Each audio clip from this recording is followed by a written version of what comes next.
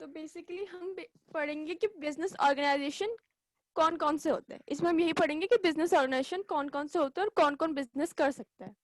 तो आप लोगों को 5 चीजें दिख रही होगी, यहाँ पे दिख रही है। Sole yes ma'am. Proprietorship, joint Hindu family, partnership, cooperative society, joint stock company. इस बिजनेस में हम इन 5 के बारे में पढ़ेंगे। ते क्या है, इनको करने से क्या फायदे हैं और इनको करने पे क्या नुकसान है। ठीक है, तो सबसे पहले हम जाते हैं, पहले इसको आप लोग पढ़ लो। हमारे कितने फॉर्म्स ऑफ बिजनेस ऑर्गेनाइजेशन है? 5। पहला है सोल प्रोप्राइटरशिप, दूसरा जॉइंट, हाँ बोलो। मैम कुछ नहीं। दूसरा है जॉइंट हिंदू फैमिली, तीसरा है हमारा पार्टनरशिप, चौथा कोऑपरेटिव सोसाइटी, एंड जो 5वां है वो हमारा है जॉइंट स्टॉक कंपनी। क्लियर है सबको ये? Yes ma'am. अब हमारा आ रहा है sole proprietorship. So basically, it is a popular form of business organization and the most suitable for a small business, especially in the initial stage. Sole proprietorship मतलब ये होता है कि किसी ने भी बिजनेस स्टार्ट कर दिया। जैसे किसी के पास 10,000 जमा हो गए, उसने उसको इन्वेस्ट कर लिया और छोटी सी शॉप खरीद ली। उसका कोई पार्टनर नहीं है, कुछ नहीं, उसने बस खुद की एक शॉप खरीदी है। जैसे तुम लोगों ने नोटिस किया होगा, काफी काफी लॉन्च होते हैं जिनके खुद के होते हैं, वो पार्टनरशिप में नहीं करते। गोलगप्पे वाला जो होता है वो भी सोल प्रोप्राइटर होता है, वो जो भी काम होता है वो सब खुद करता है, उसका कोई पार्टनर नहीं होता, कुछ नहीं होता। तो सोल प्रोप्राइटरशिप ये होता है, एक फॉर्म ऑफ बिजनेस ऑर्गेनाइजेशन है जो स्मॉल बिजनेस के लिए बहुत सुटेबल है इनिशियल स्टेज में। It refers to a form of business organization which is owned, managed and controlled by an individual. Sole proprietorship यहाँ पे आप लोगों को दिख रहा होगा, ये एक फॉर्म ऑफ बिजनेस ऑर्गेनाइजेशन है जो ओन भी खुद की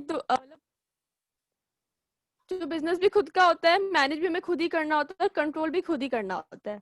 अब एग्जांपल ले लेते हैं गोलगप्पे वाले की। गोलगप्पे वाला गोलगप्पे भी खुद ही बनाता है। उसको उसकी जो वो जो होती है जो शॉप, हाँ ठेला, हाँ टिक्की नहीं, जिसपे वो रखता है, ठेला कहते हैं शायद, राइट? हाँ, तो फिर जो ठेला होता है उसको भी वो खुद ही चला चला के हर जगह लेके जाता है, और जो कस्टमर आते हैं उनको गोलगप्पे बना के भी वो खुद ही देता है। ठीक है, तो ये हमारा हो गया सोल प्रोप्राइटरशिप। सोल प्रोप्राइटरशिप एक ऐसा बिजनेस ऑर्गेनाइजेशन है जिसमें जो बिजनेस होता है वो ओन भी एक ही पर्सन करता है, मैनेज भी एक ही पर्सन करता है और कंट्रोल भी एक ही पर्सन करता है। मैम पर क्लियर है ये चीज? हमारे वहाँ तो एक ही ठेले पे 2 गोलगप्पे वाले होते हैं। तो वो के दो पास आदमी गोलगप्पे ज्यादा आते होंगे खाने वाले। हाँ, वो उसकी हेल्प करने आता होगा। मैं मैक्सिमम केस बता रही हूँ, मेजोरिटी की केस जो गोलगप्पे होंगे ना, मैक्सिमम वो लोग एक ही लोग करते हैं, दो नहीं करते। दो करते भी तो आपकी फैमिली वाले करते होंगे हेल्प, वैसे वो रखते नहीं, अपॉइंट नहीं करते किसी को। हाँ, अब मेजोरिटी केस में बता रही हूँ, कुछ कुछ गोलगप्पे होते होंगे, गोलगप्पे वाले होते होंगे जो बहुत लोगों को रखते होंगे, उनका बहुत अच्छा बिजनेस चलता होगा। अब ज्यादा बिजनेस चलेगा, इसलिए ना इसमें बोल रखा है कि ये जो है ना स्मॉल स्केल बिजनेस के लिए सुटेबल है, जिनका बिजनेस छोटा सा है ना उसके लिए सुटेबल है जस्ट। ठीक है, बड़े तो ये बिजनेस में क्लियर तो हो गया। बोलो। बड़े बिजनेस में तो मैं वर्कर भी तो चाहिए होते हैं। हाँ, तो वो जो बिजनेस होगा ना, चाहे वो गोलगप्पे का ही क्यों ना हो, वो सोल प्रोप्राइटरशिप पे काउंट नहीं होगा। ठीक है, सोल प्रोप्राइटरशिप में वही बिजनेस काउंट होंगे जो बिजनेस ओन भी एक ही पर्सन से हो, मैनेज भी एक ही पर्सन, कंट्रोल भी एक ही पर्सन से हो। ठीक है, अब यहाँ पे लिखा हुआ है by an individual who is recipient of all the profit and bearer of all the risks. अब इस लाइन में बेसिकली ये बोला जा रहा है कि ये एक फॉर्म ऑफ बिजनेस ऑर्गेनाइजेशन है जो ओन और मैनेज एंड कंट्रोल किया जाता है एक ही इंडिविजुअल से। जो जो प्रॉफिट होता है ना उसका भी हकदार होता है, जो रिस्क होता है वो भी सब उसी के ऊपर आता है। मतलब वो किसी को रिस्क के लिए अपना क्या कहते हैं उसको, अपॉइंट किसी और के ऊपर अपना रिस्क नहीं दे सकता। मतलब रिस्क जो है उसको रिस्क भी खुद ही उठाना पड़ेगा और जो प्रॉफिट मिलेगा वो भी उसी के पास रहेगा, उसे किसी के पास शेयर नहीं करना पड़ेगा। ये बेसिकली है, वो रिस्क भी अपना किसी के साथ शेयर नहीं कर सकता और प्रॉफिट भी वो अपना किसी के साथ शेयर नहीं कर सकता। ठीक है, ये क्लियर है? Yes ma'am. Yes ma'am. Next है इसके features, merits and limitation. Chapter जो है बहुत इम्पोर्टेंट चैप्टर है एंड बहुत लेंदी चैप्टर है, तो आई थिंक हमें 2 वीक तो लग जाएंगे इसको कंप्लीट करने में। देन ऑल्सो हाँ, काफी लेंदी चैप्टर, मतलब हमारी 3 ही क्लासेस होती ना एक वीक में, तो 6 दिन लगेंगे इसको। तो सोल प्रोप्राइटरशिप कंप्लीट क्लियर हो गया ना सबको? मैम कौन सा चैप्टर है ये? ये हमारा second chapter, form of business organisation. Ma'am दोबारा से बता दो मैम। दोबारा से क्या बताओ? Sole proprietorship. मैम जो पूरा बता दो मैम, लेट ज्वाइन करा है मैंने। अब लेट ज्वाइन किया है तो सजा भुगतो। अब मैं लास्ट में अच्छा चलो मैं बता रही हूँ। ये देखो, फॉर्म्स ऑफ बिजनेस ऑर्गेनाइजेशन मतलब होता है कि कितने टाइप्स के हमारे पास बिजनेस है। पहले चैप्टर में पढ़ा हमने एंड पर्पस ऑफ बिजनेस, ठीक है। अब इसमें हम पढ़ेंगे कि कितने टाइप्स के बिजनेस है। तो बेसिकली हमारे जो बिजनेस है वो 5 कैटेगरी में डिवाइड होते हैं। पहला सोल प्रोप्राइटरशिप, दूसरा जॉइंट हिंदू फैमिली, तीसरा पार्टनरशिप, चौथा कोऑपरेटिव सोसाइटी एंड जो 5वां है वो है हमारा जॉइंट स्टॉक कंपनी। तो आगे जो है हम इन्हीं 5 के बारे में पढ़ेंगे, ये 5 होते क्या है, इसके क्या क्या फीचर्स है, इसके क्या लिमिटेशंस है और क्या मेरिट्स है। ठीक है, क्लियर है ये जो लेट आया था? Ma'am okay. उसके बाद आता है हमारा सोल प्रोप्राइटरशिप। जो सोल प्रोप्राइटरशिप है ये एक ऐसा फॉर्म ऑफ बिजनेस ऑर्गेनाइजेशन है जो मतलब ओन भी खुद के द्वारा की जाती है, मैनेज कंट्रोल सब एक ही पर्सन करता है, ठीक है। और जो प्रॉफिट्स होता है और रिस्क होता है वो भी उसी इंसान को लेना पड़ता है, किसी के साथ शेयर नहीं कर सकता। तो ये एक बिजनेस ऑर्गेनाइजेशन होता है जिसमें एक इंडिविजुअल ही ओन करता है बिजनेस को, मैनेज करता है, कंट्रोल करता है और जो सारे प्रॉफिट्स होते हैं वो भी उसी के होते हैं और जो रिस्क होता है वो भी उसी का होता है, वो किसी से भी शेयर नहीं कर सकता। ठीक है, क्लियर है ये? पास हो गया। Yes ma'am. जो लेट आया था। तो अब हम पढ़ेंगे इसके फीचर्स, मेरिट्स एंड लिमिटेशन। तो इसका पहला फीचर है फॉर्मेशन, हाँ, there is no separate law to govern sole proprietorship. अब इसका बेसिकली होता है ना, कभी भी हमें सोल प्रोप्राइटरशिप पे बिजनेस खोलना हो ना, तो हमें कुछ लीगल चीजों में नहीं पढ़ना होता। जैसे अगर हम कुछ बड़ा बिजनेस खोलते हैं तो हमें कोर्ट में जाके काफी पेपर्स बनाने पड़ते हैं, रूल्स एंड रेगुलेशंस होते हैं उसके। पर जो सोल प्रोप्राइटरशिप होता है उसमें कोई भी ऐसा लॉ नहीं बना कि हाँ तुम अगर गोलगप्पे का दुकान खोल रहे हो तो तुम्हें ये करना पड़ेगा। कोई भी गोलगप्पे का दुकान खोल सकता है, कुछ नहीं होता। हाँ, बट ये होता है ना कि अगर तुम किसी मार्केट में खोलते हो, जैसे सदर बाजार हो गया, अगर तुम वहां जाके खोलते हो तो वहां पे तो तुम लोगों को पता होगा पूरी मार्केट है तो हर एक जगह का प्राइस होता है। अगर तुम कहीं पर लगा रहे हो तो तुम्हें उसके प्राइस भरना पड़ेगा। बट अभी डीएलएफ में देख लो, अगर डीएलएफ में तुम खोल रहे हो, देखा होगा तुम लोगों ने यहाँ पे भी गोलगप्पे वालों को, उनको कोई प्राइस नहीं देना पड़ता, वो बस आते हैं बेचते हैं और फिर चले जाते हैं। ठीक है, तो ये है कि जो सोल प्रोप्राइटरशिप होता है इसको करने के लिए कोई रूल्स एंड रेगुलेशंस नहीं होते गवर्नमेंट के द्वारा। ठीक है, there is no separate law to govern sole proprietorship. अब दूसरा जो है हमारा इसका फीचर, अच्छा फीचर्स, मेरिट्स एंड लिमिटेशंस में फर्क क्या होता है ये पता है आप लोगों को?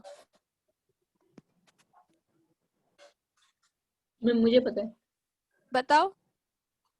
मैम फीचर होते हैं क्या क्या, इसमें खासियत है। अच्छा। और मेरिट होता है मैम इससे हमें क्या क्या फायदा होगा। और लिमिटेशन है मैम कितनी इसकी बाउंड्री है, किससे आगे हम नहीं कर सकते कुछ भी। हाँ ठीक है। फीचर्स मतलब ये होता है कि इसमें क्या क्या है, सिर्फ फायदा ही नहीं देखते, इसमें क्या क्या है ये बताते हैं बस। फीचर्स मतलब इसमें आता क्या क्या है, मेरिट्स मतलब इसको करने से क्या फायदा होगा, और लिमिटेशन मतलब इसमें क्या लिमिटेशन है, इसको करने से क्या क्या हमारा नुकसान होगा। ठीक है, तो हम Yes, सेकंड में थे, owner is personally liable for the payment of its डेब्ट, ही हैज अनलिमिटेड लायबिलिटी। अब दूसरा हमारा पॉइंट है कि जो ओनर होता है उसी को पे करनी पड़ती है, मतलब जितना भी उसने लोन लिया होगा सब उसी को पे करना होगा। तो जो बड़ी बड़ी कंपनीज होती है वो अपना क्या करती है, इंश्योरेंस बना के रखती है, या फिर बैंक से लोन लेती है, या पार्टनरशिप में होता है ना, तो जो रिस्क होता है और जो लोन होता है ना वो एक दूसरे में बढ़ जाते हैं, तो उसको हाफ पे करना होगा, इसको हाफ पे करना होगा। पर ये जो होता है सोल प्रोप्राइटरशिप, इसमें सारा जो लोन होगा, जितना भी नुकसान होगा या प्रॉफिट होगा, सब कुछ इसको खुद ही करना पड़ेगा कंप्लीट, yes, चाहे उसको अपना घर बेच के क्यों ना करना पड़े, पर उसको चुकाना पड़ेगा वो भी खुद ही। ठीक है, तो पहला हमारा था कि इसके लिए कोई सेपरेट लॉ नहीं बनाया है गवर्नमेंट ने। दूसरा है सारी लाइबिलिटी इसको खुद ही चुकानी पड़ेगी, इसीलिए इसका जो है इसके पास अनलिमिटेड लाइबिलिटी होगी, कभी इसकी लाइबिलिटी खत्म नहीं होगी। वैसे बेसिकली जो अनलिमिटेड लाइबिलिटी है कि मैक्सिमम हमारे मैक्सिमम सभी में आता है, क्योंकि बिजनेस ऐसी लाइबिलिटी कभी नहीं खत्म हो सकती, तो इसलिए मैक्सिमम सब में आता है, सिर्फ I think joint Hindu family को छोड़ के। चलो हम आगे करते हैं। He is solely responsible for failure as well profit. ये लाइन भी क्लियर होनी चाहिए आप लोगों को। वही मतलब जो इंडिविजुअल होता है वही रिस्पॉन्सिबल होता है अपने प्रॉफिट के लिए और अपने फेलियर के लिए। ठीक है, उसके बाद है हमारा he has the right to run the business and make all the decisions। ये बेसिकली हमारा मैनेजमेंट का पार्ट होता है। मैनेजमेंट हमारा होता है जो बिजनेस के लिए डिसीजंस ले ताकि बिजनेस सही से रन कर सके, ये हमारा मैनेजमेंट कहलाता है। तो उसके पास राइट होता है कि वो कब बिजनेस स्टार्ट कर रहा है, जो सोल प्रोप्राइटरशिप में उस इंडिविजुअल के पास राइट होता है कि वो कब स्टार्ट कर रहा है कब बंद कर रहा है। जैसे अगर हम जॉब करते हैं तो हमें पता हमें 11 से 7 जॉब करनी है, उससे लेट जाएंगे या फिर एक दिन छुट्टी कर लेंगे तो हमारी सैलरी कटेगी। पर सोल प्रोप्राइटर में ऐसा नहीं होता, उसमें हम कभी भी आ सकते हैं, कभी भी जा सकते हैं, कितनी देर भी रुक सकते हैं। ठीक है, और जो भी बिजनेस के लिए डिसीजन है वो हम खुद ले सकते हैं।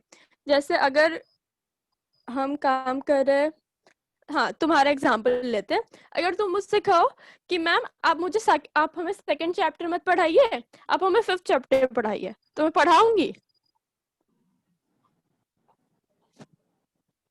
बिल्कुल नहीं पढ़ाऊंगी, मैं तो सेकंड ही पढ़ाऊंगी। पर गोलगप्पे वाले को अगर तुम बोलो नहीं, गोलगप्पे वाले एग्जाम्पल नहीं है, तुम्हारा मर्जी नहीं चल सकता, पर गोलगप्पे वाला कुछ भी कर सकता है। आज वो गोलगप्पे बेच रहा है, कल वो टिक्की बेचेगा तब भी चलेगा। आज वो टिक्की बेच रहा है, कल गोलगप्पे बेचेगा तब भी चलेगा, उसकी मर्जी, वो कभी कुछ भी बेच सकता है या ना भी बेच सकता है। तो बेसिकली यही है, बिजनेस को चलाने में और बिजनेस के जितने भी डिसीजन वो सब भी वो खुद ही लेता है। फिर आता है हमारा business is not separate from owner. अब ये चीज नोटिस करना, जब मैंने स्टार्टिंग में तुम लोग को पढ़ाया था नेचर वाले में, प्रीवियस चैप्टर में, तो मैंने हमेशा ये कहा था कि जो बिजनेस है और ओनर है दोनों हमेशा डिफरेंट होंगे, दोनों का मिक्स नहीं करेंगे, बिजनेस और ओनर डिफरेंट होते हैं। पर सोल प्रोप्राइटरशिप में हमारा होता है कि बिजनेस और ओनर सेपरेट नहीं होते, ये दोनों एक ही होते हैं। क्योंकि अगर बिजनेस है तो ओनर है, अगर ओनर है तो बिजनेस है, और इसका कुछ वो भी नहीं होता कि इसकी डेथ के बाद वो लेगा या कुछ लेगा, ऐसा भी कुछ नहीं होता, लीगली कुछ नहीं होता।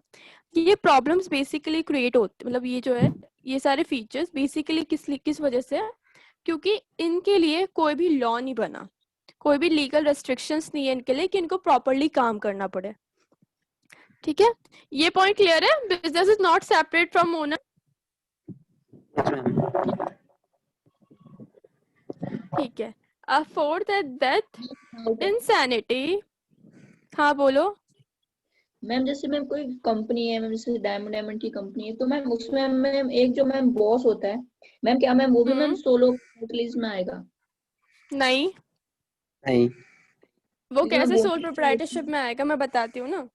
सोल प्रोप्राइटरशिप पहला एक ऐसा बिजनेस ऑर्गेनाइजेशन है जिसमें एक इंडिविजुअली काम करता है। इंडिविजुअल मतलब कोई एक आदमी, उसके अंडर भी कोई काम नहीं करता, उसके साथ भी कोई काम नहीं करता, वो अकेला इंसान काम करता है। वो बिजनेस को ओन भी करता है, मैनेज भी करता है, कंट्रोल भी करता है, और जो रिस्क ऑफ प्रॉफिट होता है वो भी उसी का होता है, उसको किसी को बांटना नहीं होता। अगर हम मैम कोई बेसिक कंपनी ले, मैम उसको होगा ना मैम, लो बिजनेस में यूज होता है ना मैम सोलो प्रोप्राइटरशिप। हाँ बिल्कुल ही स्मॉल बिजनेस जो होता है ना, बिल्कुल ही स्मॉल इनिशियल स्टेज जिसका होता है, स्टार्टिंग में सब सोल प्रोप्राइटर ही होते हैं, फिर धीरे धीरे धीरे धीरे होते हैं, क्योंकि स्टार्टिंग में हमेशा एक इंसान ही शुरू करता है। हाँ, तो ये बस जो बहुत ही छोटे है ना, छोटे भी नहीं, जैसे अगर तुम ये कह रहे हो कि तुमने एक शॉप ले ली, ठीक है, कपड़ों की शॉप ले ली, तो कपड़ों की शॉप में भी तो काफी लोगों को लेना पड़ता है ना, कि एक दिखाएगा, एक कुछ सिलेगा, तो वो भी हमारा सोल प्रोप्राइटर नहीं होगा, क्योंकि उसमें भी तो लोग अंडर में काम कर रहे हैं। सोल प्रोप्राइटरशिप ऐसा बिजनेस है जिसमें किसी के अंडर कोई काम ही नहीं करता, वो बेचारा एक आदमी हर काम करता है। और इसका बेस्ट एग्जांपल है गोलगप्पे वाला, इसको याद रखो तुम लोग। मुझे और तो एग्जांपल याद नहीं आ रहा, ये एग्जांपल है सोल प्रोप्राइटरशिप का। ये एक स्मॉल स्केल बिजनेस है जिसमें जो है इंडिविजुअल ही काम करता है, उसके अलावा कोई काम नहीं करता, ठीक है।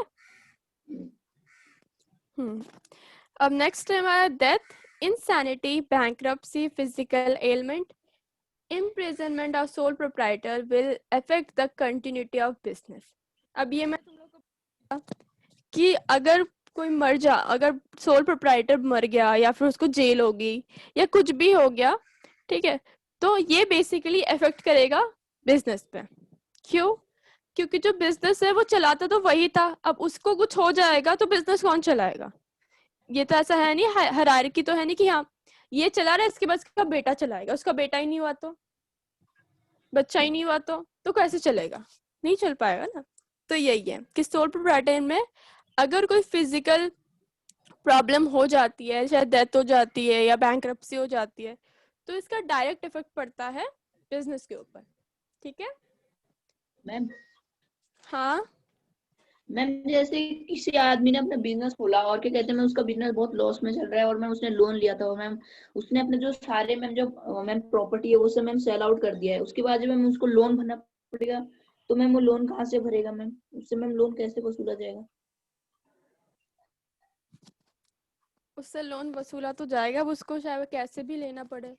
पहले तो देखो, बिजनेस काफी बड़े होते हैं ना, तो बिजनेस का इंश्योरेंस भरना होता है, तो बिजनेस का जो इंश्योरेंस होगा पहले तो उससे पे करेगा, ठीक है। फिर बिजनेस के शेयर्स होते हैं, बिजनेस के शेयर्स को सेल आउट करेगा। कभी वो जो कोई भी कंपनी होती है ना, हमेशा कभी अपने ऊपर नहीं जाती, अपना कुछ नहीं बेचती, सबसे पहले मैम वो आपकी business आवाज के- धीरे आ रही है। अब आ रही है आवाज? हाँ अब आ रही है। हाँ, तो मैं ये कही थी, कोई भी कंपनी होती है ना, वो कभी अपने एसेट से, अपने कंपनी के लिए, मतलब जो कंपनी का ओनर होता है, अपने एसेट से कभी भी कंपनी का लोन नहीं भरेगा। बेसिकली उसका ये होता है, इंश्योरेंस करके रखता है, पहला इंश्योरेंस खुलवाता है, उसके बाद इंश्योरेंस से लोन पे करता है, तब भी अगर लोन बच जाता है तो वो क्या करता है, कंट्री के एसेट्स बेचता है, सॉरी कंट्री नहीं, कंपनी के एसेट्स बेचता है, चाहे वो मशीनरी होगी, तब भी अगर नहीं होता तो वो क्या करता है, शेयर्स बेचता है।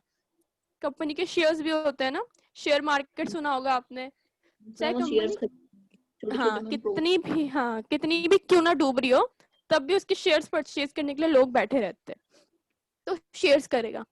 ये सब जब हो जाता है, तब भी अगर बच जाता है, तब वो अपने पूरे उस पे जाएगा, तब वो अपनी उस पे मैम जाएगा, पर्सनल। हाँ, तब वो अपनी पर्सनल पे जाएगा, तब वो पूरा अपना जो पर्सनल एसेट्स है उनको सेल आउट करेगा। इतने पर में मैम अगर बेसिकली, हाँ मैम पर ऐसी कंडीशन में मैम उससे कोई चीट आउट करके मैम उसकी सारी प्रॉपर्टी मैम अपना वो कर ले, और फिर मैम उसमें अपना वो कर ले, और उसके बाद वो कर ले, और उसके बाद मैम वो कहाँ से लोन पे करेगा जब उसको कुछ है ही नहीं मैम? तो कुछ है नहीं तो उसको बैंक से लोन लेना बैंक पड़ेगा। लोन देगी बेसिक नहीं, तुम बैंक लोगों लोन ने देगी। नोटिस किया है, और लास्ट में अगर कुछ, हाँ मैम उसके लिए देखो खुद के पास तो अगर मैम कुछ नहीं, ऐसी हाँ कंडीशन मैं वैसे तो अगर उस पर प्रॉपर्टी होती तो मैम उसे उसके रिसोर्सेज से ले लेते, पर मैं उसमें जब कुछ है ही नहीं तो मैम उस पे क्या होगा मैम, बैंक जेल उसको होगी या लोन फिर नहीं देगी रे। फिर नंबर्स को पे करना पड़ेगा। उसको जेल होगी, उसको जेल होगी, उसको पे तो करना ही होगा, पर अगर वो नहीं पे कर पाता तो उसको जेल होगी। इवन आप लोगों ने कई बार देखा हो कि काफी फिल्म्स में भी ये दिखाते हैं कि अगर लोन नहीं पे कर पाते तो जेल हो जाती है, क्योंकि इनका ना पूरा कॉन्ट्रैक्ट बनता है, तो जेल होगा। इसी डर से तुम लोगों, रियल लाइफ में तो I don't know, real life में भी काफी होते हैं। हाँ, रियल लाइफ में भी किसने किया था, कैफे कॉफी डे ऐसा कुछ है ना, कैफे नाम का, हाँ। तो उसका जो ओनर था ना, उसका भी सेम केस हो गया था। मतलब उसका कैफे कॉफी डे तो बहुत सही चल रहा था, बट बाकी बिजनेस ना बहुत डूब रहे थे, उसके बाद बहुत ज्यादा लोन हो गया था, होने की वजह से फिर लास्ट में उसने सुसाइड कर लिया। तो बिजनेस वर्ल्ड में ये चीज बहुत कॉमन है, जब वो बंदा पे नहीं कर पाता ना तो ये लोग ऐसा स्टेप ले लेते हैं, या फिर अगर स्टेप नहीं लेते तो उनको जेल हो जाती है। रन आउट हम कर ज्यादातर फार्मर करते हैं। हाँ, इनको जेल हो जाए, पर डोंट वरी, सोल प्रोप्राइटरशिप में इतना ऐसा नहीं होता, क्योंकि ये एक स्मॉल स्केल बिजनेस है तो लोन भी ज्यादा नहीं होता होगा। ठीक है, मैम। हाँ। तो ऐसे क्वेश्चंस पूछा करो आप लोग को भी क्लियर होगा और मैं भी अच्छे से बता पाऊंगी। नेक्स्ट है हमारा, अच्छा फीचर सबको क्लियर है? Yes ma'am. Yes ma'am. ठीक है, तो एक बार रिवाइज कर लेते हैं। सोल प्रोप्राइटरशिप क्या होता है? सोल प्रोप्राइटरशिप वो होता है इसमें मैं सिंगल पर्सन अपने बिजनेस को हैंडल करता है और आगे रन आउट करता है, खुद अपने डिसीजंस लेता है, खुद अपने मार्केट स्टैंडिंग और वो सब खुद ही करते हैं, और रिस्क और प्रॉफिट उसी के वो रिस्पॉन्सिबल होते हैं। ओके, इसके फीचर्स क्या क्या होता है? मैम इसके फीचर्स यही होते हैं कि मैम अगर वो मैम प्रॉफिट इनके लिए कोई लोन नहीं है, गवर्नमेंट ने इनके लिए कोई लोन नहीं बनाया है। ये चाहे तो अपना काम कभी भी चालू कर सकते हैं, बंद कर सकते हैं, मतलब रेगुलर मैनर में नहीं भी कर सकते हैं, मैम तो बदल भी चाहे सकते हैं। कर सकते हैं। ठीक है, और अगर ये डेट कर रहे हैं तो इनके मतलब ये नहीं कि कोई बिजनेस संभाल लेगा, ऐसा कुछ नहीं है। अगर कोई करना चाहे तो कर सकता है, नहीं तो नहीं भी कर सकता है। हाँ। और बता कुछ और मैम ये अपना और कभी भी अगर कोई प्रॉफिट या लॉस होता है तो खुद ही एक रिस्पॉन्सिबल एक होता है। करके बोलो। चलो आपने मैम बोल दिया, अगर कोई साइड वाला जो, हाँ बोलो।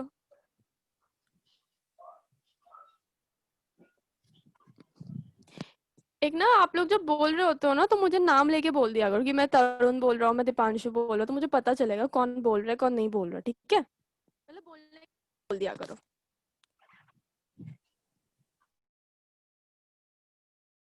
चलो बेसिकली मुझे लगता है कि आप लोगों को समझ आ गया फीचर्स। ठीक है, तो अब हम जाएंगे मेरिट्स पे।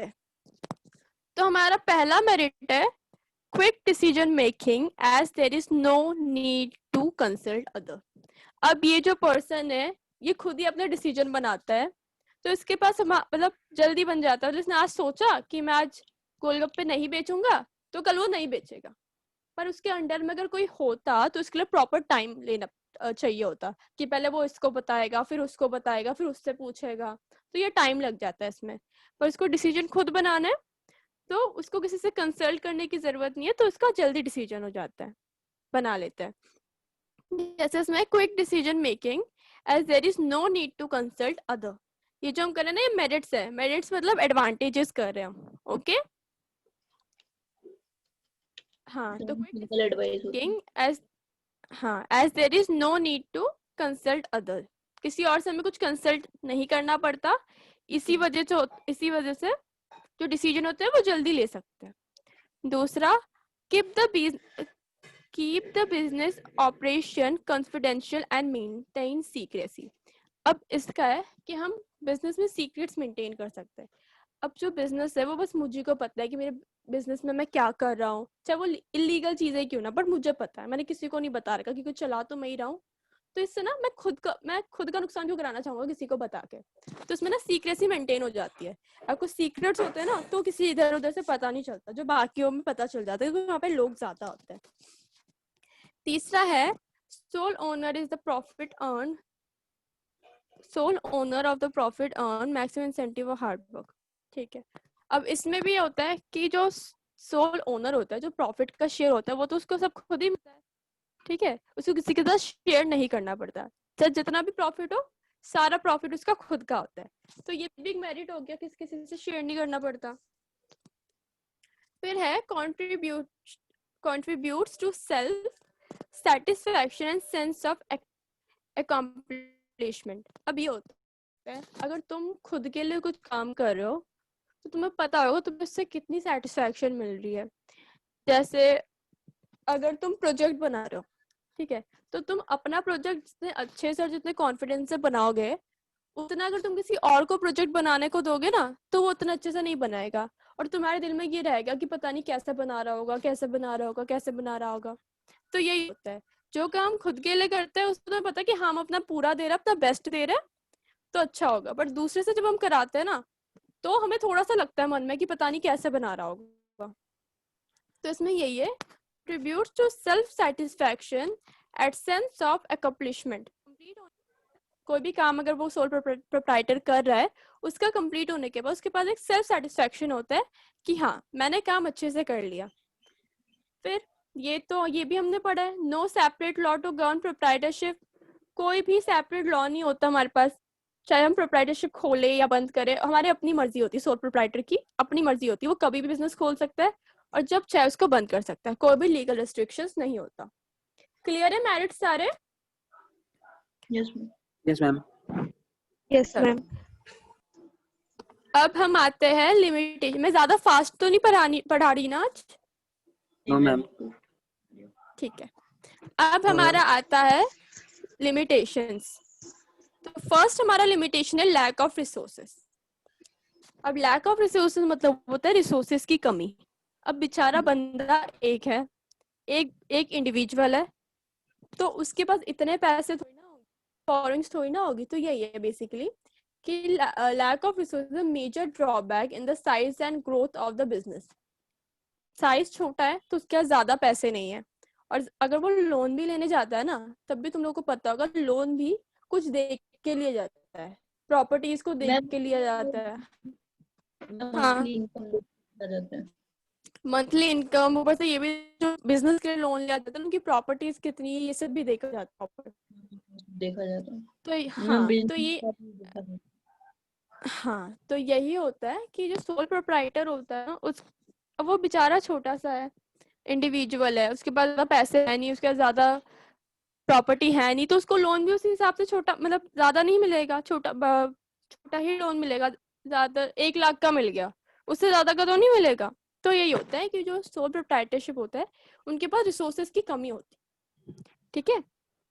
और फिर ये सेकंड पॉइंट हमने पढ़ा था फीचर्स में, imprisonment, physical ailment, bankruptcy, affect to business and can lead to its closure। ये सब जो फिजिकल एलिमेंट्स हैं, ये अगर इंडिविजुअल को हो जाता है, उसकी कोई फिजिकल प्रॉब्लम हो जाती है या फिर उसकी डेथ हो जाती है, तो बिजनेस को बहुत बड़ा इफेक्ट पड़ता है इस चीज से, क्योंकि वो अकेला होता है बिजनेस को चलाने वाला, और ये बिजनेस को बंद कराने पे भी ले जा सकता है अगर कोई भी ना हो उसका लीगल हेयर। तो जैसे मैंने बोला था, उसका कोई बच्चा ही ना हो तो कौन चलाएगा, कोई नहीं चला सकता।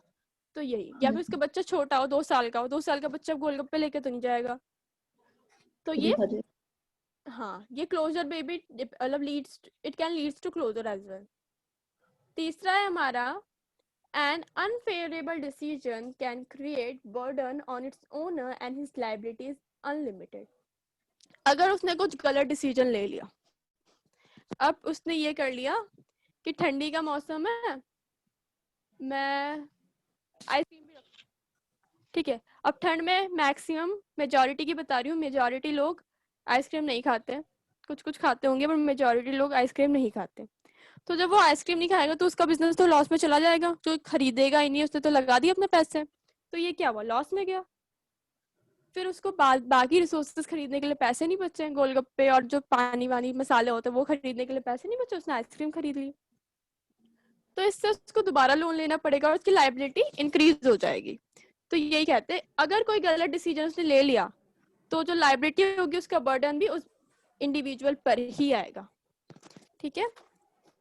अब है हमारा चौथा point, decision making is not balanced as owner cannot excel in all managerial tasks. ठीक है, अब ये ना डिसीजन मेकिंग हमेशा सही, मतलब डिसीजन मेकिंग या सारा काम, सॉरी, हाँ मैं ये कह रही थी कि डिसीजन मेकिंग होगी ना हर एक फील्ड में सही नहीं होगी, क्योंकि हमारे बिजनेस में ये कहा जाता है कि हर एक इंसान परफेक्ट नहीं होता, वो हर एक काम नहीं कर सकता। जैसे अगर तुम पढ़ाई कर रहे हो तो तुम, छोड़ो पढ़ाई का छोड़ो, जैसे अगर तुम ये कर रहे हो, तुम कॉलिंग कर रहे हो, तुम कॉलिंग का काम कर रहे हो, तो फिर तुम मैनेजमेंट भी नहीं कर सकते, मतलब एक साथ दो काम नहीं हो सकता। अगर तुम कर रहे हो एक साथ दो काम तो परफेक्टली नहीं होगा। जैसे ये हो गया,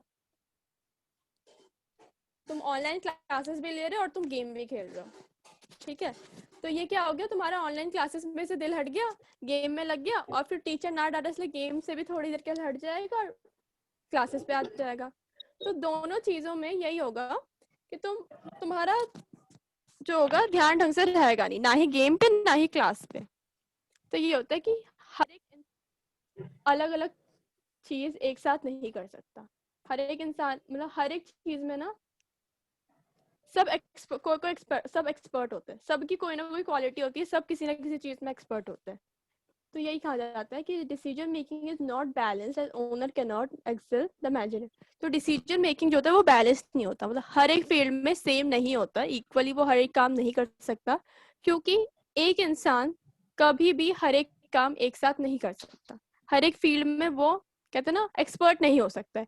अब कोई अकाउंट्स, हम बीकॉम वाले बच्चे, अगर फ्यूचर तुम लोग बीकॉम करोगे तो जो अकाउंट्स वाले जो बैंक के लोग होंगे, बैंक के लोग बिजनेस थोड़ी ना कर पाएंगे, वो बैंक भी कर रहे हैं बिजनेस भी कर रहे हैं, ऐसा ना इजीली नहीं हो पाता। और कोई बैंक में क्लर्क जो होता है, कोई तुम्हारा एटीएम बनाता है, कोई डाटा एंट्री देखता है, कोई एटीएम देखता है, तो अगर एक इंसान को बोलो तुम डाटा एंट्री भी देखो, तुम एटीएम का भी देखो, भी निकालो, तो वो इंसान नहीं कर सकता। तभी तो कंपनीज में हर एक चीज के लिए प्रॉपर हर एक लोगों को रखा जाता है, ठीक है, जैसे ह्यूमन रिसोर्स का अलग हो गया, मैनेजर अलग हो गया, डायरेक्टर अलग हो गया, तो ये सारे अलग होते हैं। अब तुम्हें ही बताओ, अगर तुम्हें कहे तुम बिजनेस भी पढ़ो, मतलब कॉमर्स भी पढ़ो, आर्ट्स भी पढ़ो और साइंस भी पढ़ो, तुम लोग पढ़ पाओगे? कोई नहीं पढ़ पाएगा। तो यही होता है कि हर एक इंसान हर एक चीज में एक्सपर्ट नहीं हो सकता। तो मैम दो इसका जो डाउट। हाँ, तो यही जो ओनर सोल प्रोप्राइटरशिप का ओनर होता है, उसके डिसीजन मेकिंग हमेशा बैलेंस नहीं होते, क्योंकि हर एक इंसान हर एक मैनेजरियल टास्क में एक्सपर्ट नहीं हो सकता और यूज नहीं कर सकता। जैसे किसी की अकाउंट्स अच्छी है तो फिर वो सेल्स नहीं निकाल पाएगा, किसी की सेल्स अच्छी है तो वो अकाउंट्स में गड़बड़ी कर देगा। तो बेसिकली यही है। समझ आया आप लोगों को ये? मैम हम दो डाउट पूछूं? हाँ पूछ। मैम कोई सोलो बिजनेस कर रहा है, मैम सोलो प्रोप्राइटर, मैम वो एक मैम बिग लेवल पे बिजनेस करना चाहता है और मैं उस मैम अकेला करना चाहती हूँ, मैम उसको क्या मैम अथॉरिटी मिल जाएगी मैम अकेले करने की? तो मुझे बताओ, उसको अथॉरिटी मिलेगी, ठीक है, पहले तो उसको अथॉरिटी नहीं मिलेगी। दूसरा, वो इतने सारे पैसे कहाँ से लाएगा? क्या पता मैम हो उसके पैसे। वो अकेले मैंने हैंडल भी क्या तो नहीं कर पाएगा। हैंडल भी नहीं कर पाएगा, उसके बाद वो स्टार्ट भी नहीं कर पाएगा बिजनेस इतनी जल्दी। क्यों? रीजन ये है कि उस जिनके पास पैसे है वो बड़ा बिजनेस खोलते हैं, वो छोटा बिजनेस नहीं खोलेंगे कभी। और जो छोटा बिजनेस खोल रहा है, मतलब समझो उसके पास पैसे बहुत ही कम है, तो वो बाकी कहीं से अरेंज भी नहीं कर सकता। और रही बात बैंक से लोन की, तो बैंक वाले लोन भी हर चीज हर एक डॉक्यूमेंट्स देख कर देते हैं। अगर तुम उसके लिए एलिजिबल नहीं हो तो तुम्हें लोन नहीं मिलेगा, ठीक है। और अगर ऐसा तो कह रहे हो कि जैसे हो गया खानदानी बिजनेस, सुना है खानदानी बिजनेस, मतलब दादा करते आ रहे हैं, फिर पापा ने किया, फिर हम करेंगे, तो वो हमारा ना जॉइंट हिंदू फैमिली। उसमें क्या होता है, उसमें हम बड़े लेवल पे कर सकते हैं, पर वो भी सोल प्रोप्राइटर में काउंट नहीं होता। सोल प्रोप्राइटर में सिर्फ वो बिजनेस आता है जिसको बस एक इंसान हैंडल करे और कोई ना करे, एक ही इंसान हैंडल करे। उसके ऐसे भी नहीं कि हाँ दादा ने किया फिर पापा ने किया फिर वो बेचारा कर रहा है गोलगप्पे वाला, ऐसा भी नहीं है। इसका ये होता है बस एक ही इंसान हैंडल करे और ये मैं इसलिए कह रही हूँ क्योंकि जिसका दादा गोलगप्पे वाला हो फिर पापा गोलगप्पे वाला हो तो वो तो इतना अमीर हो जाएंगे, वैसे ही गोलगप्पे इतने फेमस है तो उसके बेटे को करना ही क्यों पड़ेगा। तो इसलिए जो इनिशियल स्टेज होता है ना वही होता है यहाँ पे, इनिशियल मैम स्टेज पे और स्मॉल स्केल पे। हाँ पूछो। अब मैम दूसरी डाउट ये है, अगर मैम कोई मैम बिजनेसमैन है, मैम उसकी सारी प्रॉपर्टी मैम उसके नाम पे और मैम नोन और अननोन रीजन के कारण उसकी डेथ हो जाती है, तो मैम उसके बाद वो प्रॉपर्टी को ओन करेगा? हम उसकी कोई उसकी मैम बैक उसकी फैमिली भी नहीं है कोई, तो वो चैरिटी में जाएगा। मैम किस क्या मैम बोल के वो चैरिटी में ले लेंगे?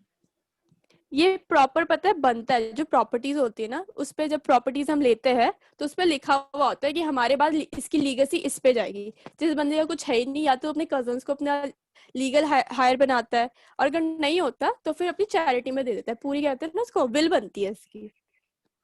मैम पहले से उसमें लिखा होता है कि अगर आप किसी को मैम उसमें मैम नॉमिनेशन नहीं कर रहे हो तो मैम हम इसको चैरिटी में ले लेंगे? हाँ वो हाँ, वो लिखवा पूरा देते लिख हैं देता है ये। कि मतलब मरने के बाद कौन लेगा। हाँ ये लीगेसी